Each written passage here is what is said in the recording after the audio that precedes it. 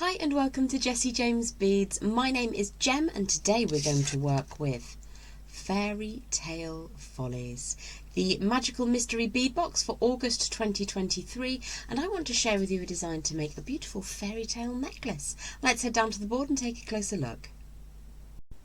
Fairy Tale Follies, August 2023, the Magical Mystery Bead Box.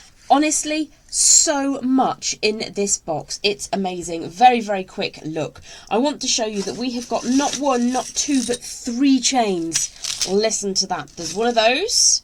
There's one of these gorgeous babies. And there's one of these. But I'm not going to show that all to you because that's connected to our project. Let's have a very quick look at what else we've got. We've got the glitziest, most gorgeous collection of beads here. Fairy Godmother's Flight Delay. You get massive rectangles, rounds. You get miraculously sheeny, shiny, all kinds of beauties. You get princesses with problems. We've got fairy wings. We've got rose cages. We have got the most amazing crystals and much, much more than there is in there still. We have got the most enormous feather focal. That's glorious. You get 3 clasps to go with your 3 chains. You get a project that I'm only going to show you a bit of because I'm using that today. An absolutely superb, vast fairy tale rose cameo. You get so much more. We have got this beautiful bead strand, True Love's First Kiss. Imagine if you were a toad. And then you've got a fabulous bead mix here, Talking Animal Friends. Very, very cute little hedgehogs. There are mushrooms, there's roses, so much more besides. Not only do you get antique bronze toned jump rings, but you also get the most glorious Prince Charming collection. There is like an origami bear. Never seen anything like it. It's gorgeous. We're going to be making this necklace together today, so let's head down and learn the key simple techniques. So this is the necklace we're going to make together today. Super easy, super accessible. We're going to be utilising those jump rings, lengths of chain and beads from a couple of different mixes, as well as this beautiful, fabulous cameo in the design of a fairy tale rose. Now, I'm not a particular fan of cameos with heads on, but this I absolutely adore. So let's break it down into what we're going to make together. We're going to create some simple loops with a bar. We're going to add in some key components and some shorter lengths of chain. So I've stripped away some bits and bobs ready to go. Let's find some scrap wire on our desks. So I've got a couple of lengths here of 18 gauge round wire. In terms of tools today, we're going to be using our cutters, a set of round nose pliers and 2 sets of chain nose pliers. I've got one bent tip and one straight. Either or will be absolutely fine. Let's bring that wire back in and I'll show you a quick tip with my round nose pliers. So I do a lot of working with wire, and what I want to do first of all is make sure that the end is cut away flush. That's nice and neat and tidy. I'm going to show you a quick cheat with the box joint on my pliers. I'm going to create a right angle bend with the box joint. So I've popped the wire inside and I've just turned the end over at a right angle. Now this is quite a small length, it's just over 1/8 of an inch, and I'm going to rotate that around with my round nose pliers to create a small loop. And that's going to sit on the end of the wire. If it comes away and it's not quite straight, you can give that a little bit of a smooth. So let's add in our chosen beads. Now I found that some of this lovely, it's almost like an opalized tone orange bead. Some of them will fit on the 18 gauge and some of them won't. This one does, so that's a win. Let's slide that all the way along. It always helps if your wire is nice and straight. Then we're going to add one of these puffy rectangle half coated. It's kind of gold around the edges, really gorgeous. Let's see if we can get another one of these orange beads to fit on that 18 gauge. That works really, really well. Not all of them do. They are tiny beads, so I was incredibly surprised. You could, of course, switch out for any of the other many beads that we have available. Now when we're working with glass crystal, we always want to be very respectful of those beads. We don't want to cause them any damage. So if I grip the wire and allow the beads to just come away slightly, I'm going to protect it with my thumbnail before I turn the wire away. It means that there's a tiny bit of mobility in those beads and that they don't suffer any stresses and strains. Now on the one end I've got quite a small loop, on the other end I want a slightly larger loop. So I'm going to leave the tail of wire for now, and I'm going to rotate those pliers around and then draw that across on the other side. It's a 2 maneuver design, and I've got a slightly larger loop on this end. This is the end that's going to go into the frame of our cameo. We're going to use the flush side of those cutters to trim that away. And again, what you have the opportunity to do is just make sure that the cut end meets the angle and that everything is nice and straight and strong. So we will need to make 2 of those component parts and then pop them to one side.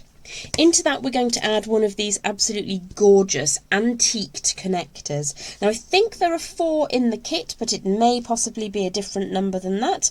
What we're going to do next is open up one of the smaller end of the loops. I had to think quite hard for a second then. I'm going to open up that smaller end like so, as if it was a jump ring, and then I'm going to pop in one of the connectors, allow that to drop down, and then we're going to close that back up and make sure that the cut end meets the angle. You can very gently just give that a tiny squish and squeeze to get it to sit.